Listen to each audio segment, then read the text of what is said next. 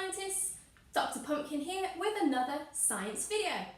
Today's video is all about light and colour and uses this tonic water. Now you might be thinking, hang on a minute Dr. Pumpkin, tonic water's clear, it doesn't actually have a colour. And you'd be right, under ordinary light. But today, we aren't using ordinary light. Today, we're going to be working with ultraviolet light, or UV. Ultraviolet means beyond violet. Because you might have seen a rainbow where visible light is split up into all the different colours on the spectrum. You've got violet at the end with the shortest wavelength of visible light. But beyond that is ultraviolet. No humans can see it, although there are some animals like some shrimps that can see UV.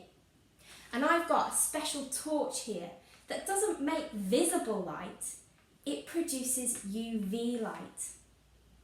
Now you might be wondering, what on earth has UV light got to do with tonic water and experiments about light and colour? Well, let's go and find out. So, scientists, here I am in the secret dark room, finding out what happens if I shine visible light from a torch into my tonic water. Not a lot, as it turns out. Let's see what happens when I change it to UV light. Wow! Check it out! It glows! Green, purple. But why? Well, it glows because tonic water contains a substance called quinine.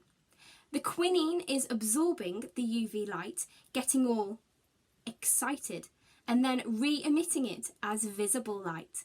And that is what makes it look like the tonic water is glowing. That is amazing. So why does tonic water contain quinine in the first place? Well, it's all to do with a disease called malaria, because quinine can be used to prevent malaria.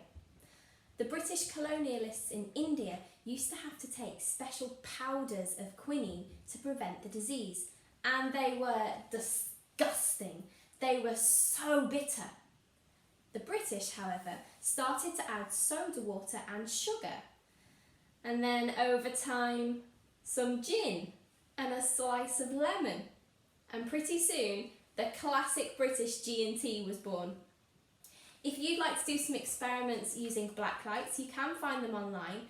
However, I'd ask your grown-ups first before you start using their tonic water. Cheerio, scientists!